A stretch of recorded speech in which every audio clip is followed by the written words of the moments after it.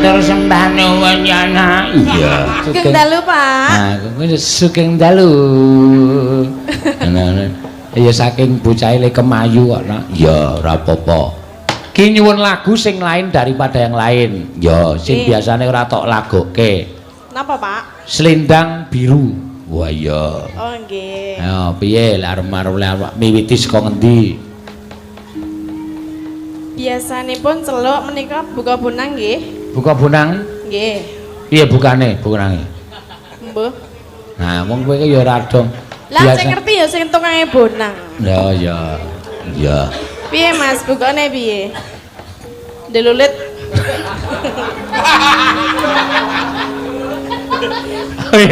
Nek kon bonang isane ming dululit tok. Kita Dululit kan dilelut.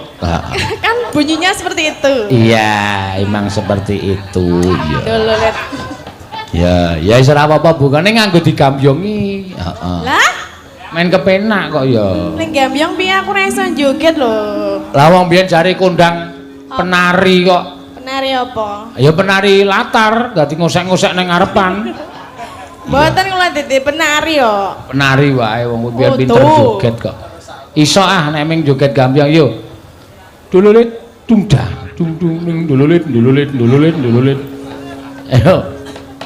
Ayo sakarmu. Ya ning sing apik, sing kepenak. Ya. Monggo bukani bonang. Iya, Tin.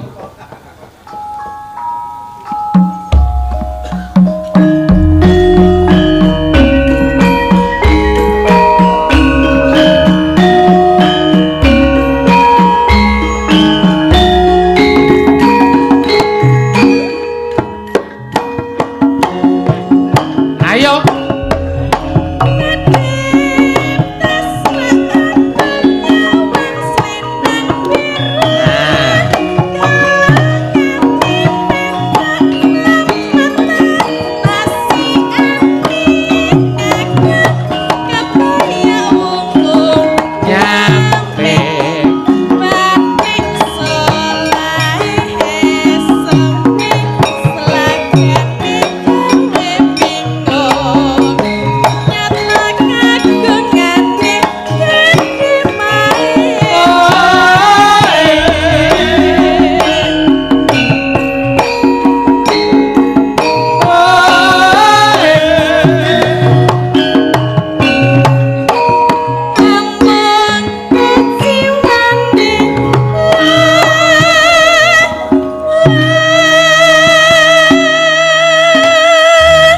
Kene nyinden sano tembang klasik ya apik. Iya. Sae. Hah? Aja apik. Kok nek di nggon mburine tok ndak ora apik. Oh ya sae. Nggih. Ya aja muni apik ora becik. Heeh. Hanyelake. Ya.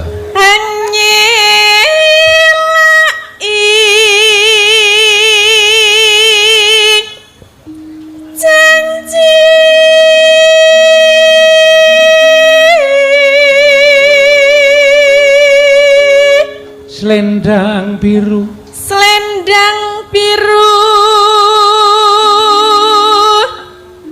Selendang biru.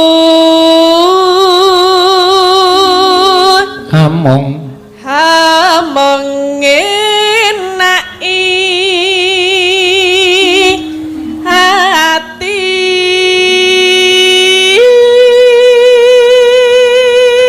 Ora tekan. Nora tekan batin setiamu.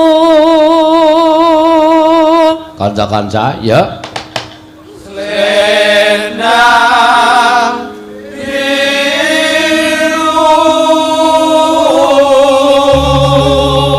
Di suwoke geropak Mas. Ya, mergo iki anyuwunan tambah meneh. Ya. Kembok apa mak? Kembang rawe sing nyekar ya Mbak Tatin. Engko tambahi ro Mbak Ayu. Ya, men padha-padha lemune. Padha-padha digdayane. Ya. Ya, mangga. Tatapan aja. Alon wae. Lah grup yang ini banter loh. Banter. Lah ngomong kleru to. Heeh, kleru. Grup iki bareng ngaten. Wow, grombyang. Lah ya Mas bareng kabeh ngono lho. Bareng kabeh. Iya. Alon kebanter. Tetep ana janji. Bantere iki nggon keri. Tetep ana janjimu selendang biru nututi Rama. Ora ket saka tetepno. Aku nek banter kok. Tetep ana. Tetep ana. Tetep ana apa tetepno? Lah piye manut? Tetep ana. Ya, monggo, ya. Tetep ana janjimu selendang biru. Ya. Ditambahi Mbak Ayu monggo ben ceket-ceket. Ya. Padha gedene, padha digdayane. Padha ukurane lan Apa? ukurane awake padha. Rasa ngece wingi ya nganu ta. Apa? Tak buka wadimu isin kok. Apa tak buka aku kira wis aku ki apa-apa. Tenan apa piye? Iya, wis jajal buka. Wingi bar saka hotel arep nang bandara ora ganti apane sing diwalik? Apane? Lah apane? Sing diwalik apane? Udu klambine. Apa jenengane? Aku ora kowe rak takon aku to. Kaos iki mereke Polo. Ora kuwi, tatin ki takon aku. Lho Pak, mboten ganti to. Wegale buka koper aku. Njuk mboten adus, ya adus. Mboten ganti. Diwalike rak beres aku ya ngono. Wong jaba isih resik aku ya. Dadi inos. Kaya kowe nanjing-nanjing kaya ora tak walik arep tak kapal. Polo dadi apa yuk? Polop. Olop. Ya wis. Dalang kondang kok klambine kualik ra krasa Wis nganti tekan tekan bandara iki. Ora apa-apa pancen tak gawe kok. Aku topo ya kuwi. Ya ben nolak udan apa piye? Hah? Nolak udan. Ora kok ya. Tak nggo lakuku men supaya perjalanan ki lancar kok ming delay-delay. Malah ora lancar ya. Ora lancar. Ayo disogok ora lancar. Ana sing ngurung keramas. Ya. Kuwi kok do cekikan barang apa to kowe? Napa, Pak? Ayo gawe wis. Lah ini kan punya masalah pribadi. Heeh. Wis ben mengke wae. Yo, buta loro nyanyi kabeh. Ha. Buta loro. Buta? Aku gede-gede banget kaya kono-kono kae. Kita enggak besar kok ya. Iya. Ayo. Nek buta ngletak ya. Piye? Ngletak Pak Seno. Emoh Lah ngapa atos? pahit. Lho karo sing tau ngletak. Ait. Iya. Niki ngangge bawa mboten Nganggo sadurunge kowe ngletak aku ngemput gula Jawa apa ora legi. Maksudnya piye ya? Iya, Tin. Dibawani sik. Neno. Ayo yuk.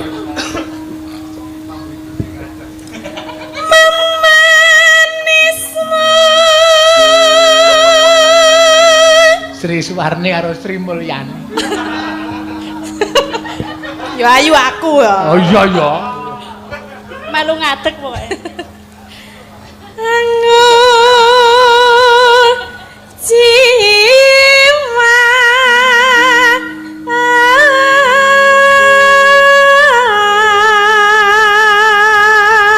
Agawe ruciting agawe ruciting kale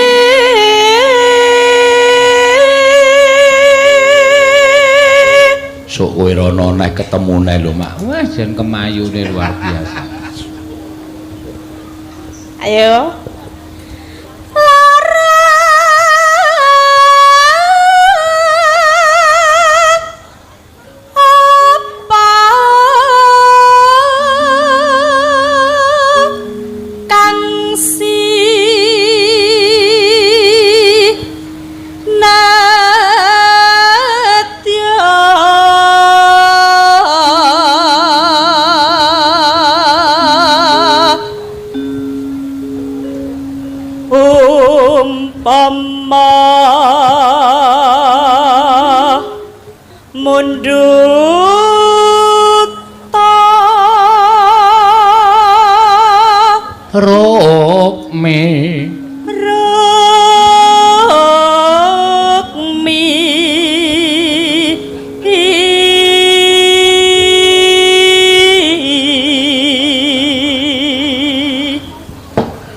Ya Tatin.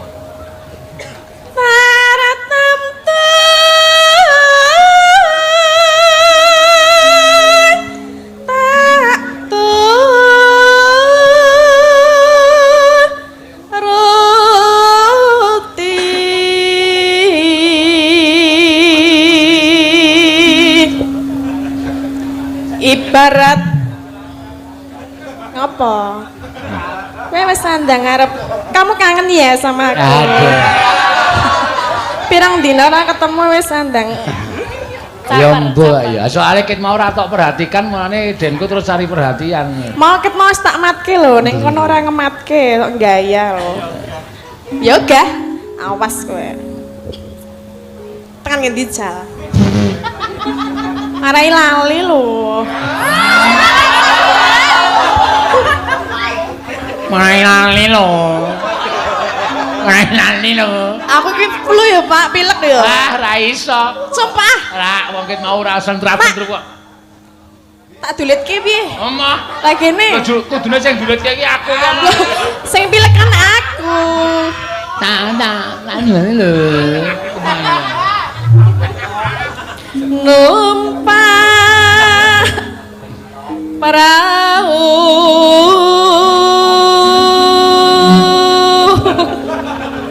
langsung ganggu ta lagi konsen ayo ngopet ayo terus ayo Ayo kowe terus. Diletake sik. aku wis 2 kali lho Iso. Sing ngakoni aku kok sing kowe ngakon. Sing menang ki dalang kok kowe akon sinden. Kowe iku padha tak bayar kok do cerewet. lah ndi urung dikekke kok Ayo sesuk-esuk. Mosok sinden kok bayaran limbukan teneh minggat. ya ora mas saya Esok wae engko terus mlipir-mlipir mundur-mundur. Tanet. Kayane tiktokan minggat. lumampah kok kelumah. oh lah piye ta aku lumampah lho kupinge lho Kupinge sapa? kupingmu Kupingku ngapa? dijereng Piye? Iki kaya tak jereng e. Tak jereng-jereng ya ming semene iki.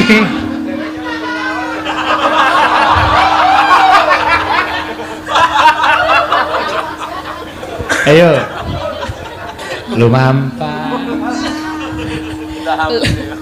lumampah tanpa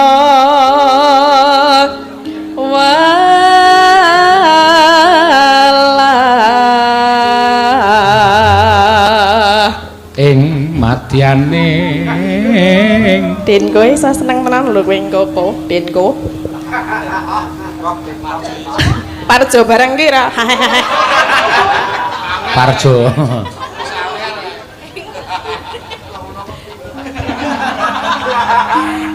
ing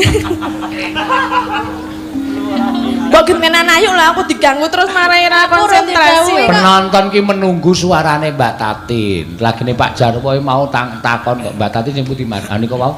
Nika. Lah nika. Oh mengke tok separo kula ya ngoten. Saking gedene kok lho ya. Yo. Ing madyaning jala Nidi.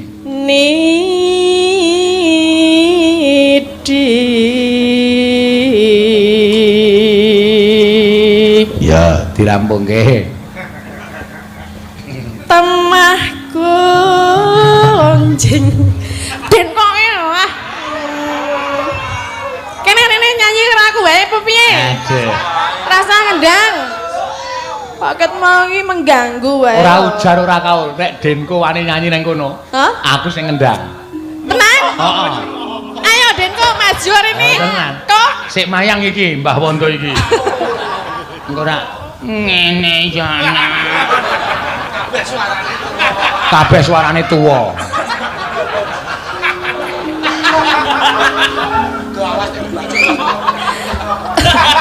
piye tenanan ora? Lho serius. Denko mau enggak? Ada. Sesuk kapan? Sesuk kapan wong iki tanggapane sensel kabeh kok. Kok lho.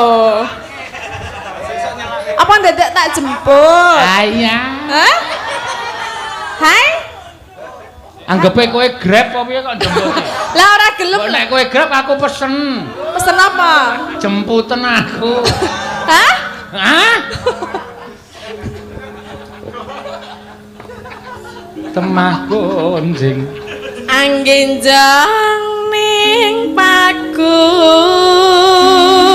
Kendang gede. Dah. Nyebel tenan kok dalange ra wiyagane do sentimen. Kok ngono kok sentimen. Lah ngapa? Nek Lah ngeganggu lho. Senti iki cendak, aku iki meterman. Apa nih sing meterman? Kalong gundelmu. Ayo kembang rawe dados. Yo. Jiwalang kaji. Jiwalang kaji. Jiwalang kaji kokok belo. Malam minggu malam yang panjang. Malam yang asik buat pacaran. Pacar baru kenalan. Kenal di jalan Jenderal Sudirman.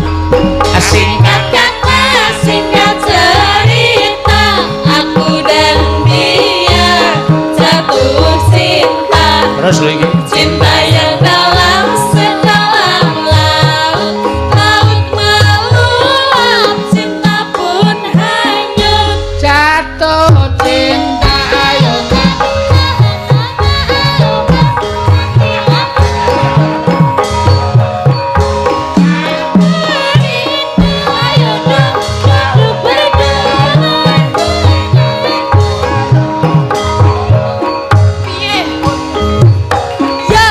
Salahke kok meh do manut aku. Wong aku ya meh ngawur kok do ditirokke. Ayo. Yo. Ayo. Ayo. Ayo ki mlebu ae, Deka. Ayo. Yo. Ora gelem mlebu Deka ki. Kosak-kosek. Arep kapan iki? Ayo. Yo. Ayo. Embo. Kosak-kosek. Deka. Ayo.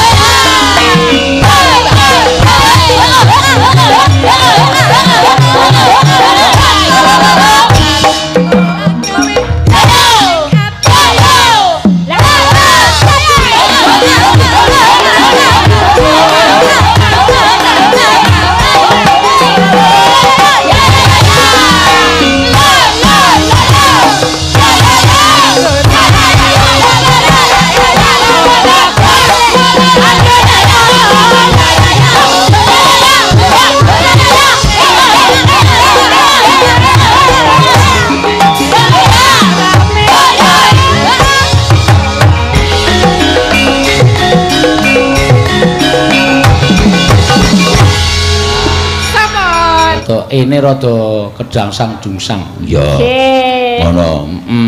Nggih, niki kathah nggih Pak ingkang saged wonten mriki. Streaming nggih kathah Pak.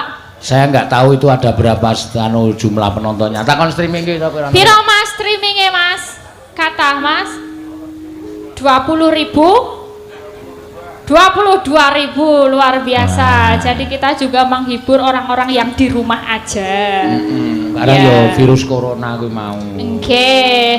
Nggih ampun apa jenenge? Ampun kuatos mengke menawi gejala-gejalanipun niku nggih saged telepon lho Pak Seno. Telepon. Dadine nek ngerasa engko panas ndase, mumet ndase. Kira-kira wis 38. Misale aku telepon kowe terus ndasmu mumet ngono to piye? Ora, nek ngerasa apa jenenge ungkris-ungkrisen. Heeh, pilek. Apa pilek, batuk, tenggorokan kering, ndase kaya panas 38 derajat telepon. Sike, aja langsung bingung ning rumah sakit. Soalnya ya paramedis ya kasihan. Wis nangani banyak orang yang datang ke rumah sakit berbondong-bondong mau ngartakon aku corona ora ngono. Ning yo ana lho sing awake ora apa-apa, ora ndek gejala apa-apa tiba-tiba dia positif juga. Ya, itu bisa dikonsultasikan via telepon. Di setiap Jogja punya, Jawa Tengah punya. Jadi cari infonya, terus iso langsung telepon nek ana ngrasa rada aneh karo awake, langsung telepon apalagi kalau pernah merasa kontak sama pasien ODP. ODP iki apa? Orang dalam pengawasan. Oh, orang dalam pengawasan ini maksudnya wis terkena virus ngono. Ya, kan biasanya ODP orang langsung positif toh Pak, ditunggu dulu berapa lama, 1 minggu ngono kuwi lagi engkono hasil tes. Ini kasus beberapa seneng Mojosongo, kuwi ibu-ibu sehat 47 tahun, sehat dek nenek melu rewang sidane 17 di isolasi 17 rumah. Wah, kayak gitu. Ya, itu emang dia sehat, nggak ada apa-apanya. Ayo, ning mengidap. Iya, dia ikut berjemur bersama karo ibu-ibu kabeh dede bareng-bareng, hore. Baru jebulane positif ngono. Jadi kita semua tetap harus waspada, ojo nyepelekke, tapi kudu tetap waspada ngono. Berarti saiki wis mulai berbalik ya. Berbalik baripun. Nah, saiki ibu-ibu ki nek muni ora positif ngono malah gelo e. Positif meteng maksudnya. Meteng kok meteng. Duduk positif meteng, yo. Wis sampeyan ki nek muni didelok tes ngono ki, oh, 2 strip ngono wis. Gagal meneh. 1 strip. Oh, gagal meneh. Nek muni brasono, wah, positif to. Iya, nek saiki positif yo stres tenan, Pak, yo. Iya, aja nganti amit-amit yo. Pancen yo medeni tenan kok ya. Ngono ya. Mula kulinake Didi, ya ku ya mencegah minum vitamin C supaya imunnya kuat. Imunnya dijogo. Ngono. Tuku vitamin C iki pira regane? Ya sedina 1 1.000 gram ngono ae wis sehat banget kok. Ya. Ngono ya, Mak. Sama mumpung ini ditonton sama banyak orang juga, mumpung iso dinggo sosialisasi yo Pak Seno. Ini juga ada lembaga-lembaga yang menampung dana. Jadi besok kan kita nggak tahu perekonomian Indonesia kayak apa. Kasihan yang pedagang, ojol, petani, peternak. Tapi kan jadi itu ada lembaga khusus yang menampung dana. Jadi kita bisa ngasih uang ke situ, nggak ketang setitik, tapi kabeh disubsidi biar bisa didistribusikan secara rata kepada rakyat. Ya, nggak cuman sebenarnya yang sekarang lagi dipusatkan ke tenaga medis Pak, soalnya kurang sing dinggo kuwi kaya klambi astronot kuwi lho Pak. Kuwi kurang. Jadi saya jas hujan gitu. Yes, niku kurang. Jadi sekarang banyak yang mengasih dana sedikit demi sedikit untuk beli kayak gitu. Nggak bisa ngandalin pemerintah, kita juga miskin gitu ya. Jadi ya wis ben karang ya muga-muga ndang ilang. Amin, muga-muga amin. ndang sirna. Ya jaluk panjen ngono. Kareng ngaturke tembang apa? Niki wonten pamundutan via transfer niku nyuwun ulur kambang dari Pak Antonius. Tapi ya masa saiki ya Pak? Ya ora apa-apa, ora masalah. Ulur ki arep kemambang jam pira wae beres kok pokoke. Oh nggih pon, iki nggih Pak Antonius. Via transfer. Nggih, transfer. Kalau wingi nggih transfer tapi ten nggene Pak Seno lho. Apa? Kuwi Pak Antonius transfer 1 juta ning nggone Pak Seno nggo aku jarene. Nggo biaya kuliah S3. Aku kira kena corona rasane. Rasane nek ana omongan kaya ngene kaya klebon virus. Jadi sesek ya, Pak. Ora sesek. Ndasku sing mumet aku. Iya. Mboten, Pak. Ya ora apa-apa nek pancen aku sing lali ya kowe kudu genahke. Mengko ndak dikira ana apa-apa ora kepenak. Nek nyoto tenan Pak Antunis transfer ya tak ijoli sak yuta ora masalah. Nggih, tapi mboten napa-napa wonten sik transfer ten kula dinggih Pak Seno kok dadi bok, oke? Oh ya Kita wis. 50-50 ya. Ya, lah ngono kuwi lho sinden sing apik ngono kuwi. Jujur. Ah iya, ora ngelongi iki aku ya dalam rangka pengiritan soalnya. Heeh. Siap. Ya, monggo. Ya. Becik apa? Wah, wis mulai mundhak iso uler kambang barang no. Ya. Neno. Wong urip ning alam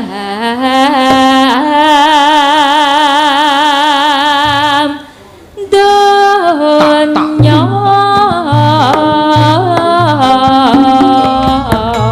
timbang tata marang bukti utama yen dikagas sing kawa urip mung sedelo.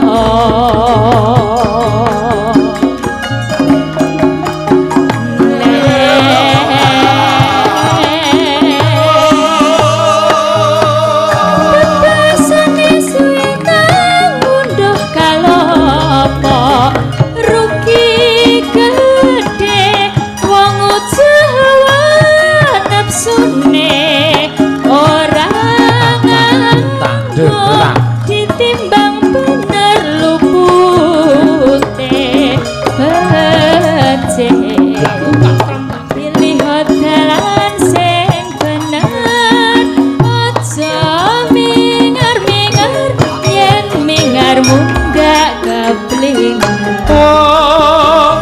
wis yen wis kebacut pun denger seneng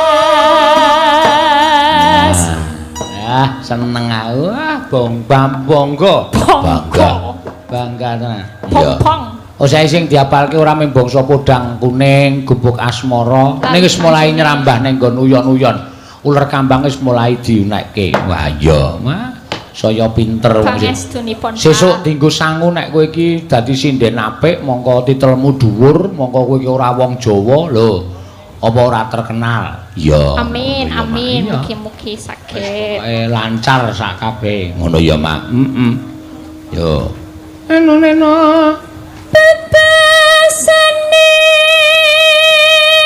suwe anggun dah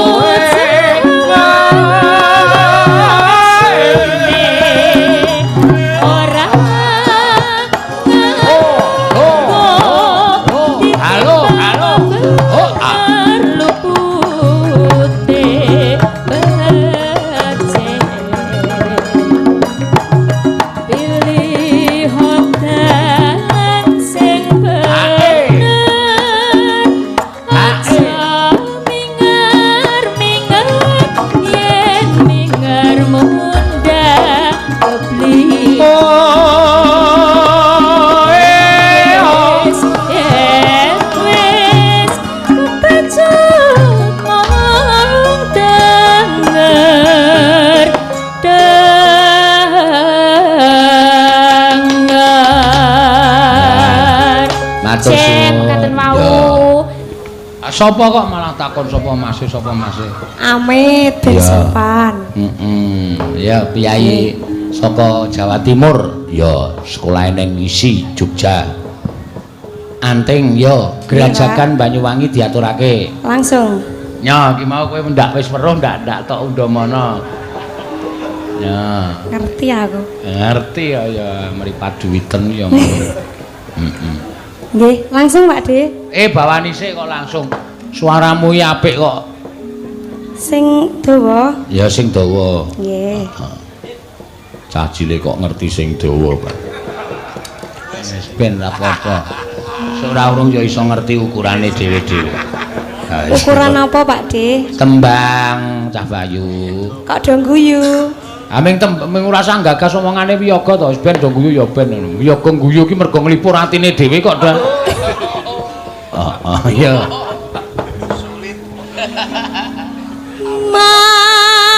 Mambiat mayang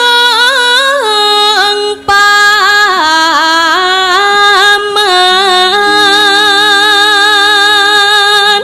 Wah, piye? Cantas.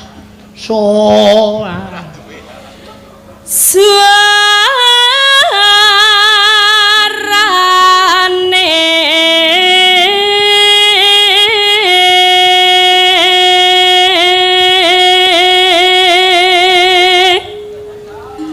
Gandeng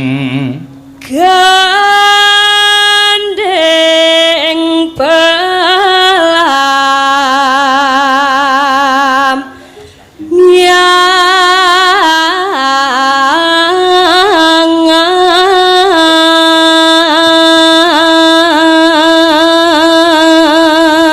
ya. Nyerah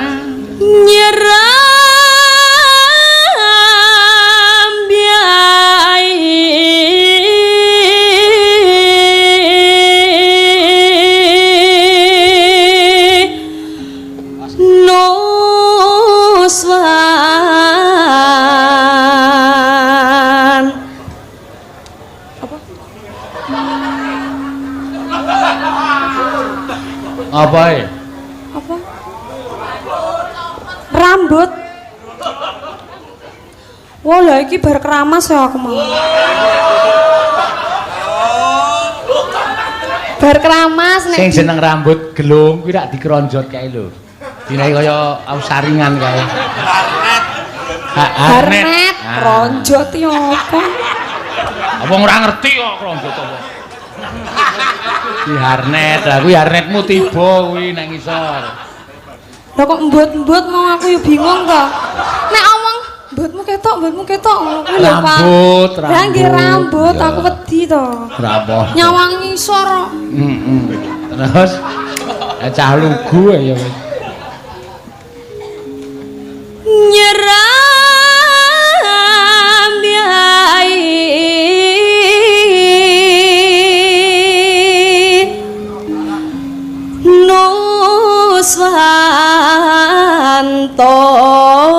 Nuswantara. Suarane kaya India ya, Nak. Heeh. Santara. Angel nek ora gulu citakan. Iya. Ya. Bianyo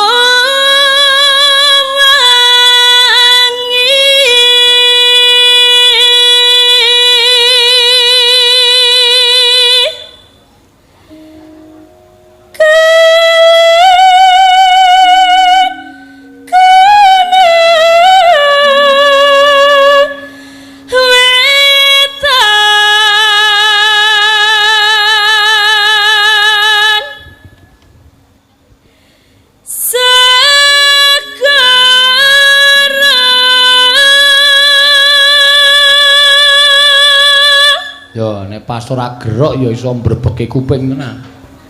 Ya. Lor. Lor kidul alas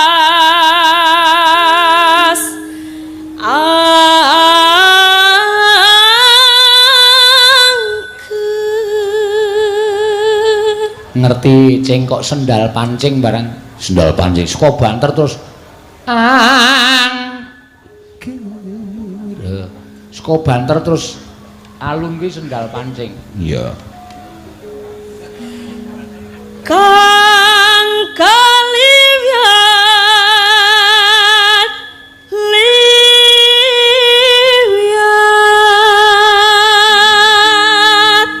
Belum mandi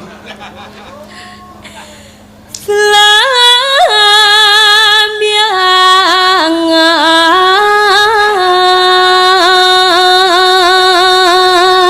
ya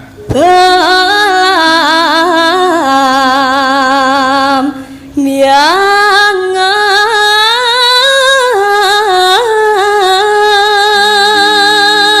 wah aja ya aja takkan senang sesadari sangga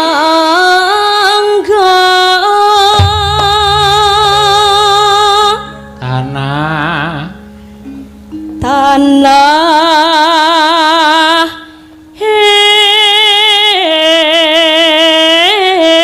endah.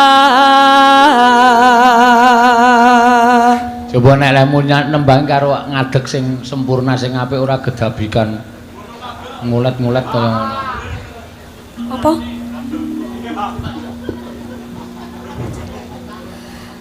Ngeten iki, Pak. Mau udut. Piye? Ngeten iki. Rene tak nggo nyecek bathukmu kuwi. Wong udut kok ora entuk ora. Wis ngono kuwi pokoke sing sopan ora gedabikan ngono kuwi. Heeh. Gumelyare Gumelyaring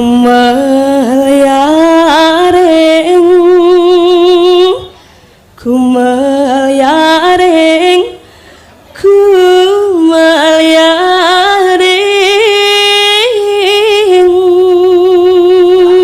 ya Taman Sarina Swantara pelamyangan gumelane Taman Sarina Swantara pelamyangan gumelane Taman Sarina Swantara pelamyangan susah senenge wis tak ojo wis pirang-pirang jaman turun temurun ya wis kelakon prahara makin langit dina makin biru yara sange gede makin lengkap bukan balas sekenalira pelamyangan gunung-gunung ira makin berkuasa sawahan temponan ira-ira makin syukur uripi ojo kangelan kaya mimpi makin gede sumerira jangan makin koyok tuyelan pangan sing marina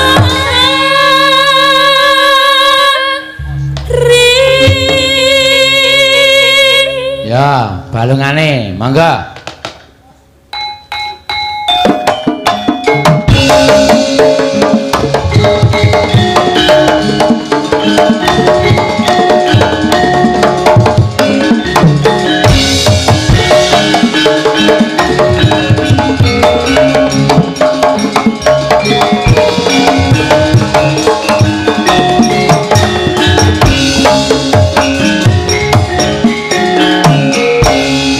Raja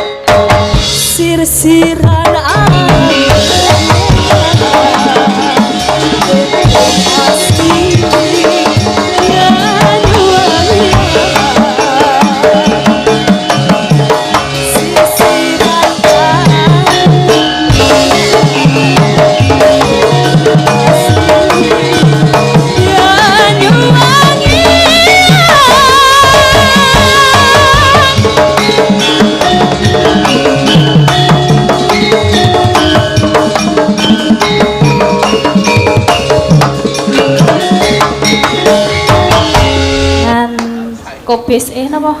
Sawi, Pak. Ah, ya wis anane pokoke engko sing ning kebunmu ki sawi ya dijangan sawi, pokoke anggere ora metu ning jaba. Ya. Tukule ngarep omah ki jangan upama bayem ya jangan bayem. Ya. Upama ngarep omah ora ndek kebon, omahe ming ana sawang gendeng kae ya dijawan ora apa-apa. Iya. Jenengan kersa. Enggak mendem ya. Ya. Kepeling diaturake Mbak Ika. Ya. Mengko tembange alusan sampeyan ku nek apa jenenge iki kur dibantu karo sapa jenenge iki ora ana alusan pepeling iki. Oh iya Dik.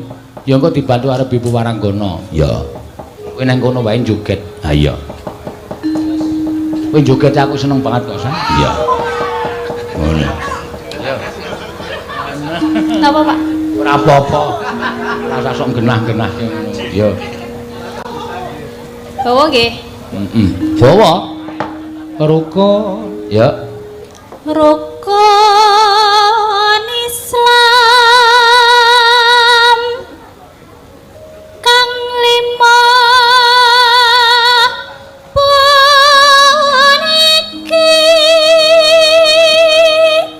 Eno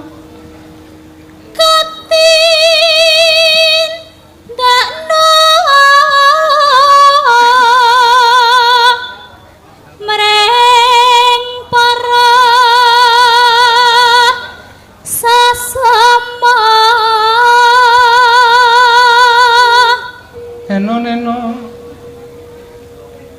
aja padha ditinggalke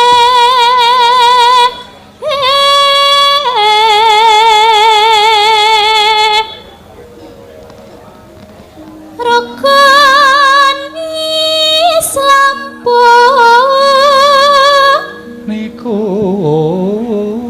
niku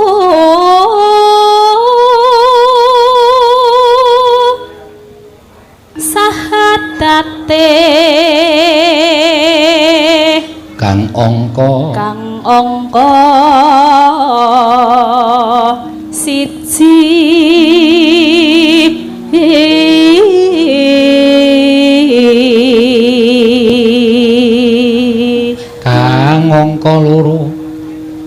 kang angka loro salat dene kang telu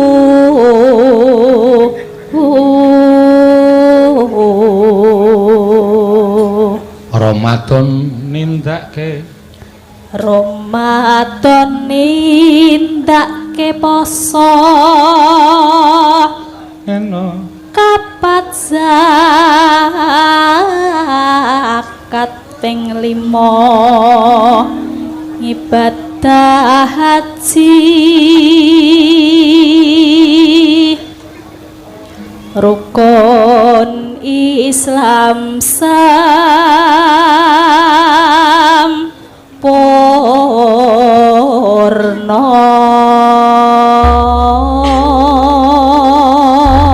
Ya, mangga gamelane Mas, yuk.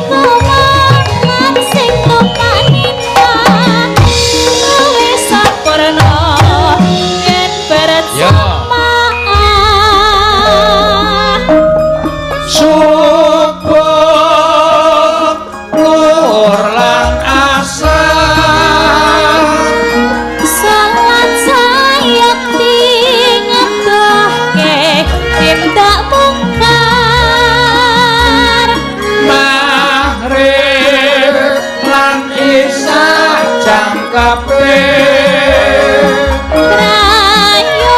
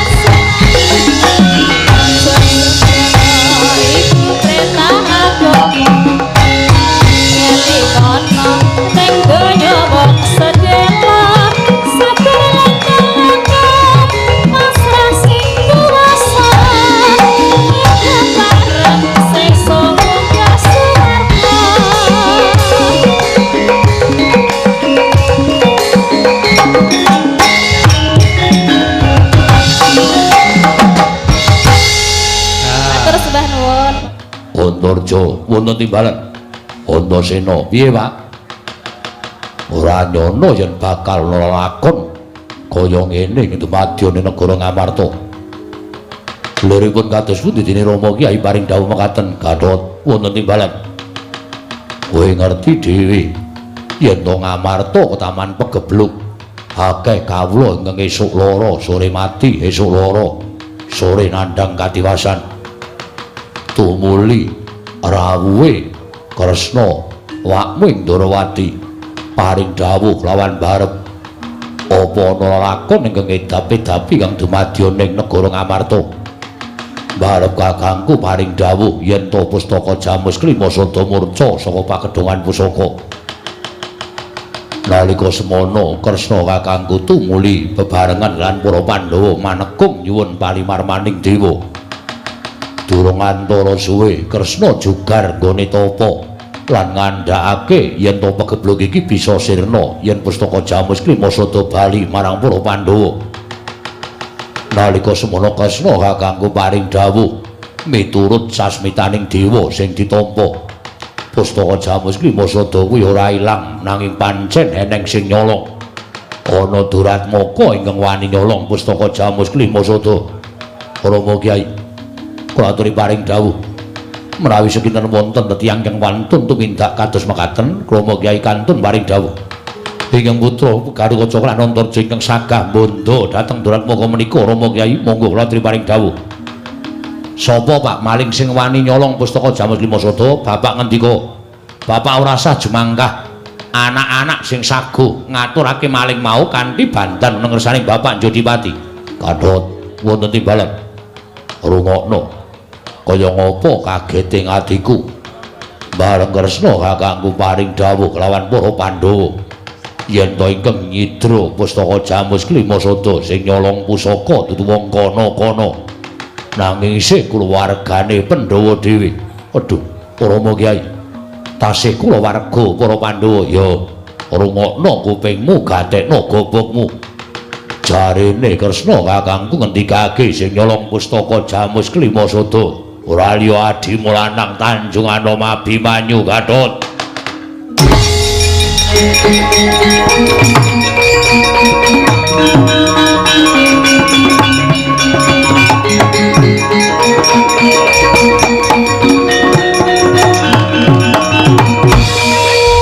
Rama Kyai, menapa inggih kelamban kadang kula ing Tanjung Anama Yayat Abimanyu ingkang wantun nyidra pusaka. Sainget kula slaminipun kula menika srawung kaliyan Yai Abimanyu. Piyambakipun boten nate tumindak ingkang nalisir saking angger-anggering kautaman, Gatot. Sing jeneng menungsa kedunungan kulit daging. Kedunungan ina lali salah apes lan mati. Saapik-apike wong mesti tau tate tumindak ala. Saala alaning menungsa mesti tau tate katabetan rasa becik.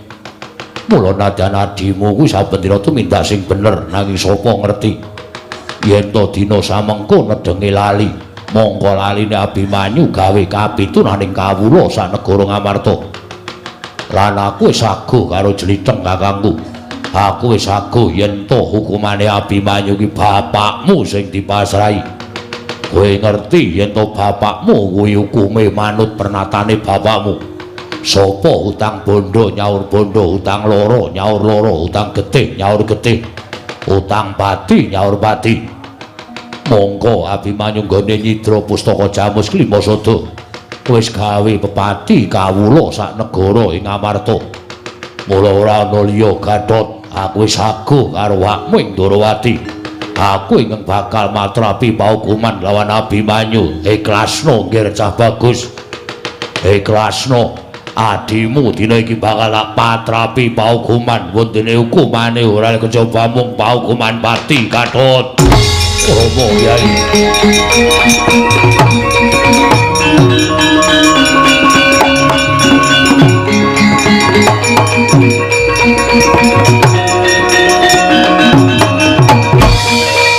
Rama Kyai.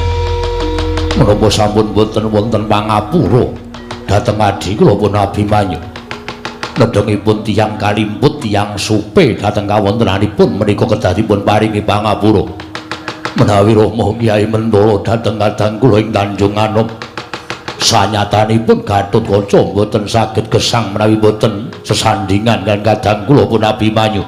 Alon anak Madukara kuwi pirang-pirang apa kira-kira kowe gelem tansah sumandhing karo adimu Abimanyu nek gedhoane kaya ngono pakartine kaya ngono ibarate ora mangan nangkane ning kowe bakal gabul pulute kowe bakal kecipratan halane Abimanyu ora sah Boeman bocah sing wani karo wong tuwa Abimanyu wis ngorek-orek marang pasuryane wong tuane Pandhawa ingkang ora ilang selawase urip yen nganti lakon iki kawanguran dening wong kono-kono apa ora jeneng gawe wiranging para Pandhawa.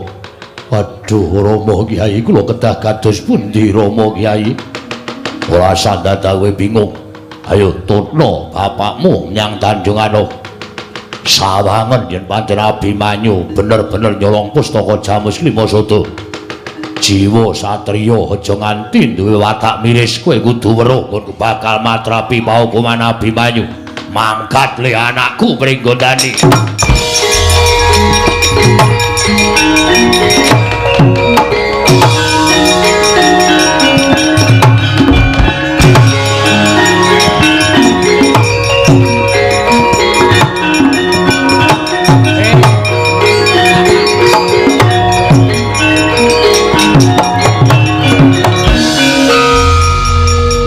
Mas Ki Sembrono ana wong arep ambles bumi kok dijenggit sirahe ora kesusu ambles bumi sih kan ora kesusu ambles bumi piye aku kok krungu critane bapak ki kok aku duwe rasa curiga piye cubriya maksude cubriya cubriya karo bapak cubriya luwe-luwe karo Siwa Ndarawati ki nek disuwuni pertimbangan babakan negara Ngamarta mesti wicaksana nggone ngendikake pangandikan. Tur upama Abimanyu kuwi tenan-tenan nyolong pustaka Jamus Lima Sada, aku ngerti kudune sampeyan ya prisa.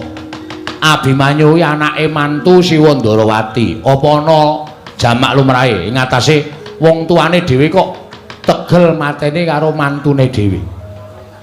Ayo. Ngono Dimas. Lah terus iki kok kaya ana udang di balik batu Kang. Dimas ki omongane aja sembrono aku ki radung. Ana dom sumurping banyu. Dom sumurping banyu tegese ana telik Mangindrajala ingkang pancen bakal duwe niat bakal ngrubuhake para Pandhawa. Terus Siadi Cubriya karo sapa? Karo Siwa Ireng. Kowe aja sembrono Yayi. Siwa Ndarawati ki panjalmaning Wisnu. Wisnu sapa? Wisnu Hadisugita apa? Hah. Mau meh kleru to, ki Wisnu Hadisugita ngono to. Wisnu dewaning katentreman, dewaning kabagyan, ngono. Ning sagedhakan iki aku kok rada duwe rasa cubriya karo Siwa Ireng. Terus karemu ngene, sing wis mangkat kepengin mateni adhiku Abimanyu wis ben mangkat. Upama lelakon Bapa Werkudara ki mateni Abimanyu, Kakang Garukaca tegel miloro karo wadine lanang. Nek lelakon iki pancen iki engko digawe karo wong sing kurang tanggung jawab, wong loro kae bakal getun selawase urip. Terus aku mbok candhet karepe ngene Kang. Kowe karo aku kudu iso resik kahanan negara Ngamarta. Seranane, ayo. Siwa Ireng ditiliki. Tiliki piye? Apa gerah? Ora lara ning ditiliki dititi priksa. Apa pancen Siwa Ireng tenan apa dudu? Mergo saiki akeh sing jeneng kanca dadi mungsuh, sing jeneng sedulur mentala karo sedulure dhewe iki akeh. Kedung curi iso dijajaki atine menungso sapa sing ngerti? Ya. Ning aku rawani karo Siwa Ndarawati. Aku sing tanggung jawab aku. Aku sing arep ngecek. Kowe engko tengok ning mburiku. Nek kira-kira ana bab sing medeni, kowe siap jotosan. Siap to, Kang? Ya, aku gelem ning aku moh rembukane. Sing rembukan aku ora usah kuwatir. Metu ngendi? Metu jeron bumi men aja nganti kawistara dening sapa-sapa mengko jedul nitip prisa kananing Siwa Ireng ing Ndarawati. Ya, aku manut karo Dimas Antasena. Ya, Kang.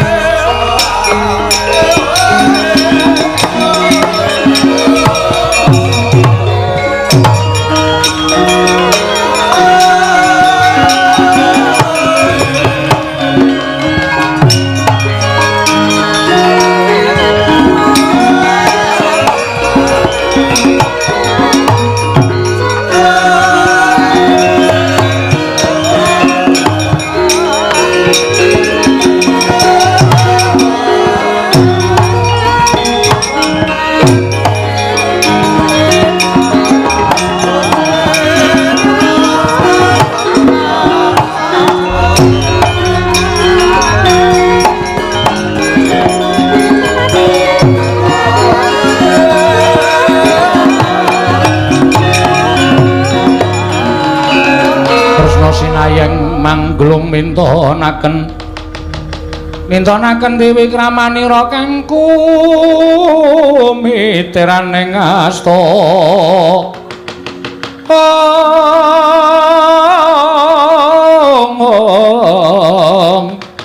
kang mitiraning astaning asta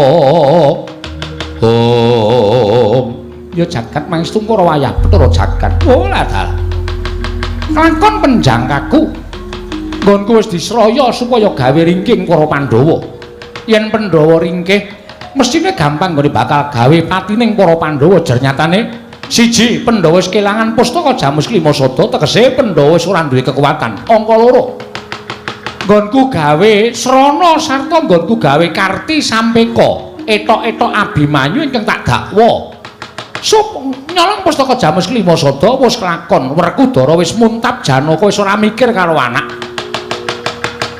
Abimanyu tekaning mati mongko anak Pandhawa sing dideng-deng kaya kendang digolo-golo sing besok gumanti marang sarta nurunake sejarah para Pandhawa kuwi mung Abimanyu lah yen Abimanyu mati kekuataning Pandhawa runtuh kekuataning Pandhawa ambruk Werkudara ora duwe kekuatan Janaka apa meneh kaya wis ora duwe kreget nggone urip ana ing alam padang mateni Pandhawa angel mijet wae ngranti suwe banyu sinaring ora dalah jarene Pandhawa ki wong lantip panggraitane Pandhawa ki wong pinter ning nyatane jebul longa-longa kaya kebo diblithuk karo aku ora ngerti sapa to sejatine ngaku oh kene marganing matimu kowe para Pandhawa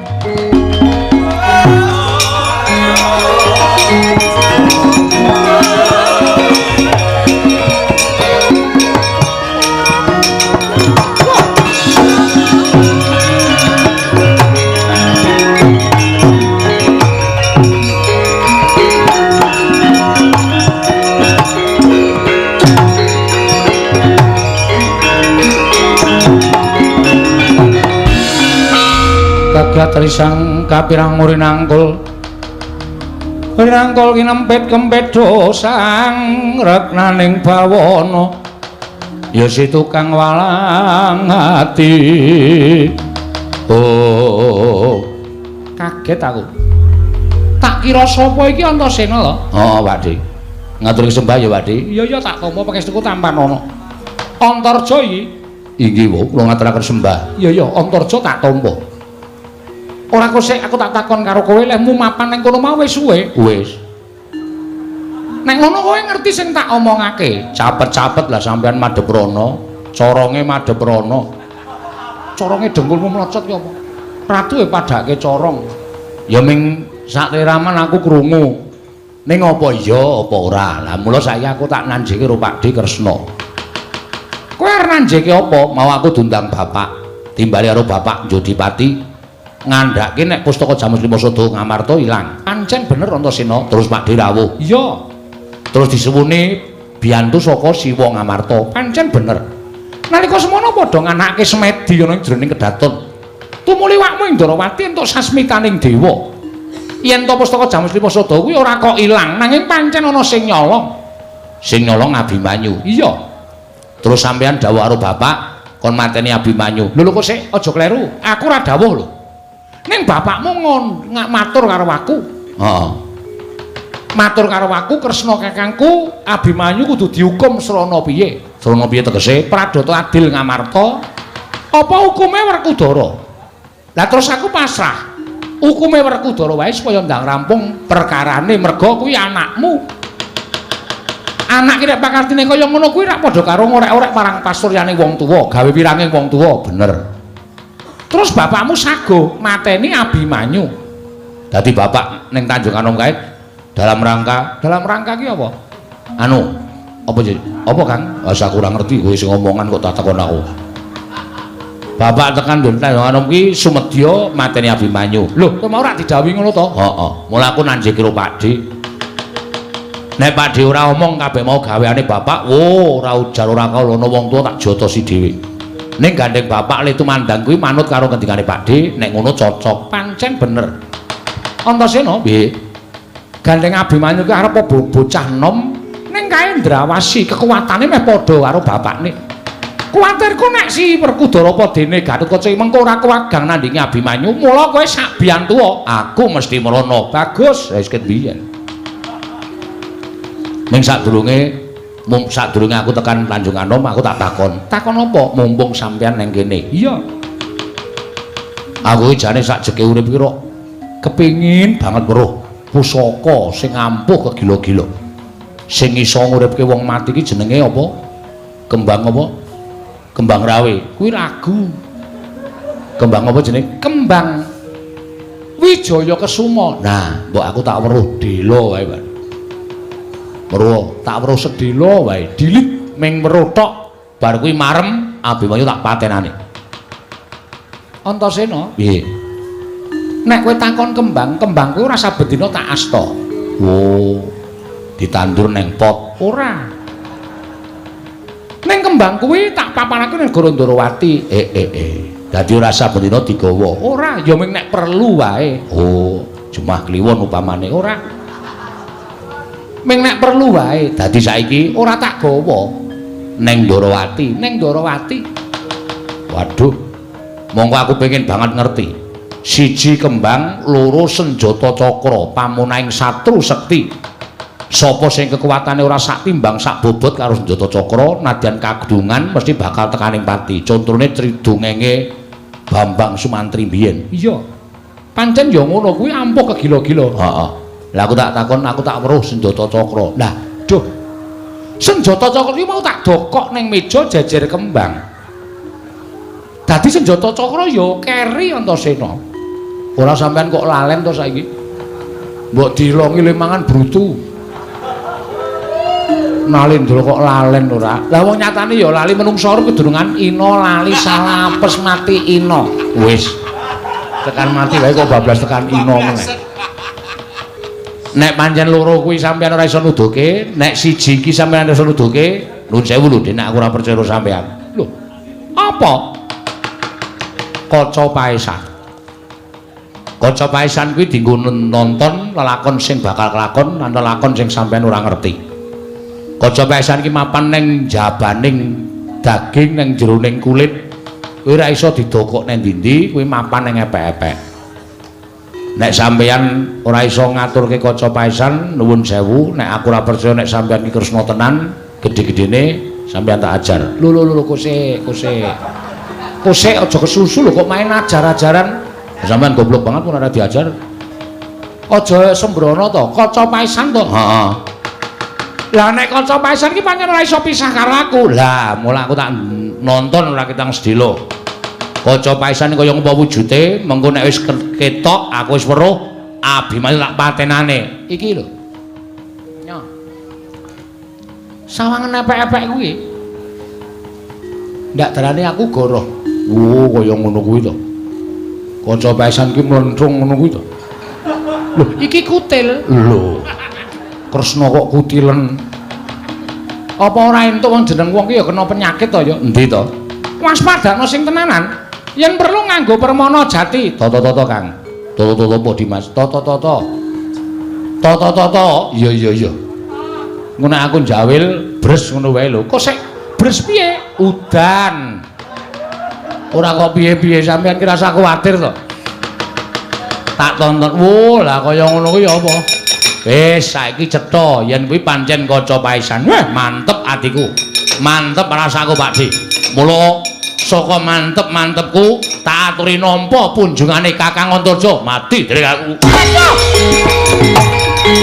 Terus, Kang. Terus.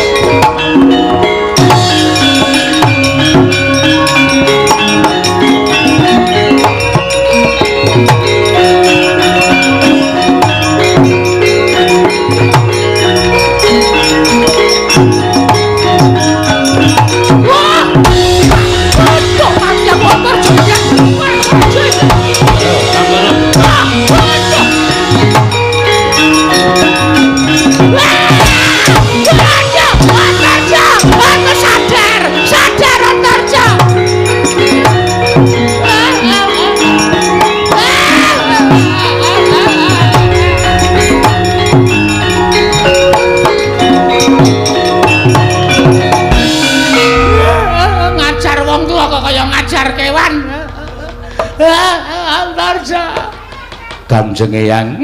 Aku Mbah Kakung. Sabenake dhewe. Mulai ngatur ingkang dadi Kresna wau sampeyan. Iya. Sing aranane Abimanyu nyolong pustaka Jaman Dimasada ya sampeyan. Iya. Wong tuwa. Aduh. Piye, Kang? Iki apa Dimas? Lah, ra tenan to. Oh, virus corona iki. Antasena. Wes Antasena ya. Sing dadi Kresna mau sampeyan. Nang ngono sing ngandhake Abimanyu nyolong pusaka Klimasada mau ya sampeyan. Saiki cerita. Cerita apa? Kanjeng Nyolong Timun. Ora. Cerita apa wes? Omong kisah apa? Eniro. Ora. Cerita. Kowe cerita. Aku ki sejatine ora karepku dhewe. Karepe sapa? Aku diutus dening anak Prabu Duryudana. Diutus muni piye? Muni Muni matut anu. Muni ngene iki. wis le nangis. Lara antarjane ngantemi nganggo akeh. Tak tok. Ya ben wong tuwa ora wajib diajeni. Gawe cintrakaning sedulurku, gawe cintrakaning para Pandhawa. Aja ming jotosi ida-ida. Engko nek aku pegel ida-idaan. Ana Prabu Duryudana nraya karo aku ngutus supaya gawe ringking para Pandhawa. Aku bingung. Aku terus membana Tandrawati supaya aku ora kawicara kene gawe ringking para Pandhawa. Tumuli aku ngandhakake nek pustaka Jamus Limasada kuwi dicolong dening Abimanyu. Mergo Abimanyu kuwi pancen anak sing ditresnani dening para Pandhawa. Nek Abimanyu mati, Pandhawa ora duwe kekuatan, bapakmu ora duwe kekuatan, Janaka ora duwe kekuatan. Gampang gone mateni para Pandhawa. Bebasan angel mijet wae nganti suwe banyu sinaring. Aku wis jujur. Nyolong pira? Pisan. Nyolong pira? Pindho. Kok kaya ngebuki maling. Iki jan maling kok, Kang. Pendhita ning wateke kaya maling ya iki. Kowe kuwalat lho. Aku bapakmu, aku ki mbahmu. Mbah kaya kene malati aku ora wedi. Aku ya ora wedi. Kowe ngerti ora, Mbak? Ora. Kowe tak kandhani. Kowe kandhani apa? Iki bapak wis neng Tanjung Anom, wis budal. Paman Janaka ya budal mrono, Kakang Garukaca ya budal mrono. Mula titeni ya, Mbak. Neng nganti Abimanyu cilik lara gedhe tekaning pati, ana pendhita tak tugel sirahe nang kene. Khususon ilarohi Kisena Nugroho bin Ki Suparman Al-Fatihah.